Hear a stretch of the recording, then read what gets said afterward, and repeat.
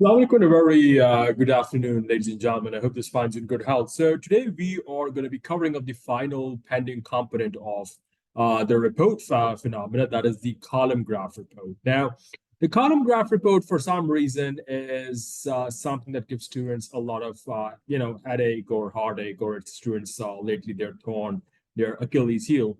And hopefully we will make sure that by the end of the session, you find to be quite more approachable. So, for example, over here, this is actually an examination question, right? You have this, what you call graph, right? The x-axis that corresponds to time, right? 900, 10, 20, 30, 40, 50, 60, so different samples with like 10 years, a decade gap, right?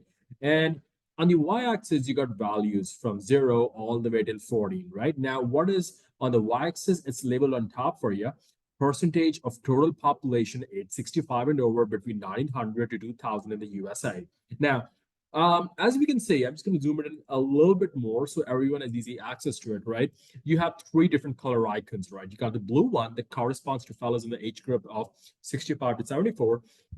Then the red one corresponds to people who are in the age bracket of 75 to 84, as well as the people who, as far as the people who are above the age of 85, they're demonstrated by the green icon, right? So basically, in a nutshell, what you have to do is you just have to, obviously, you know, the report, the drill is the same, right? The structure does not change. Okay, the first paragraph is introduction and overview. Introduction is in which you paraphrase a background question statement. Given you have a sufficient grammar vocabulary, hopefully, God willing, that shouldn't be a problem. And then in the introduction, right, you also, I mean, apart from the introduction in the first paragraph, you also go for the main feature, that is the overview, in which you summarize the overall key trends, right? You could talk about in which year, you know, there's the maximum amount of people over the age of 85, least amount of people over the age of 85, so far for the others. In which year is the difference more pronounced? When is the difference less pronounced, right? What is the overall, if you add all three categories, what is the greatest, when do you see the greatest percentage being manifested in which year? And so forth. So it's all about the main picture. And obviously, then the details come in the body paragraph. So we'll read out the question. Just let me zoom it out a touch, right? The chart above shows the percentage of total US population age 65 and over between 1900 and 2000. Summarize the information by selecting and reporting the main features and make comparisons where relevant.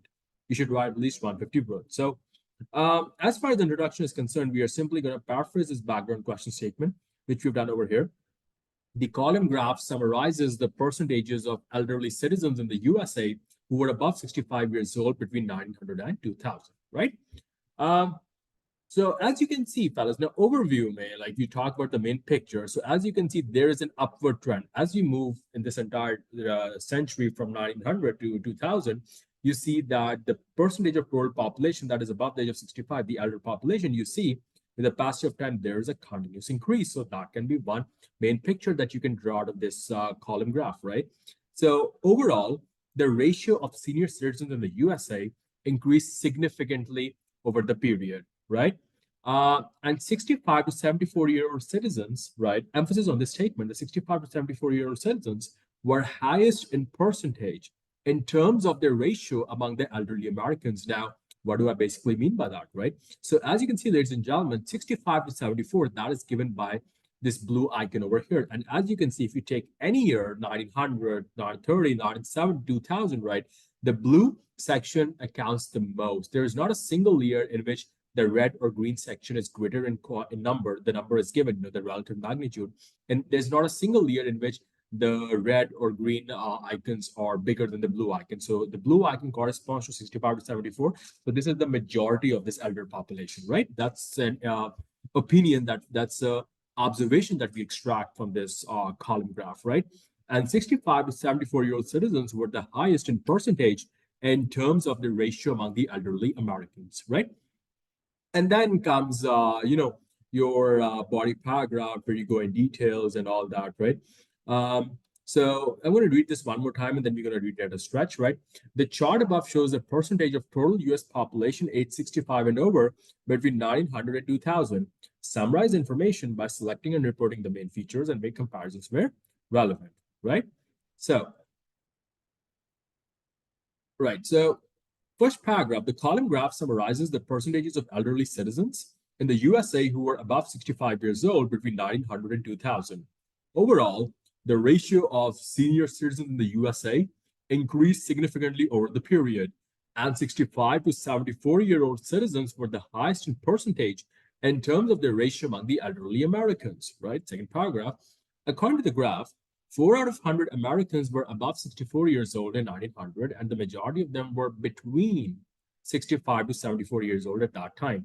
Moreover, the ratio of people over 85 years old in this decade was very insignificant.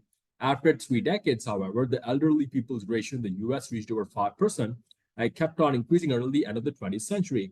Thus, almost 1 in 10 US citizens was elderly in 1970, and 0.7% of them were 85 years old. The growth of senior citizens further accelerated after 1980 in the USA. As a consequence, during the last 2 decades of the 20th century, the USA had been the home to 12% senior citizens, and almost 4.5% of them were between 75 to 84 years old, and 105% above 85 years old. So that's how you go about story writing. You got to be able to tell a story. That's what I always say. You don't need to write a conclusion, and the word limit is 210 words. So you're good to go, right? So hopefully after this, fellas, you find the report structure to be a tad bit more doable, no matter what type of report it is, right? Obviously, you're most welcome to leave your comments in the comment section, right? And reach out to me if you ever need any help in any sort of detailed manner, okay? Thank you very much, fellas. Take care of yourselves, and we'll be back soon, God willing, with much more quality content. Stay blessed. Assalamualaikum.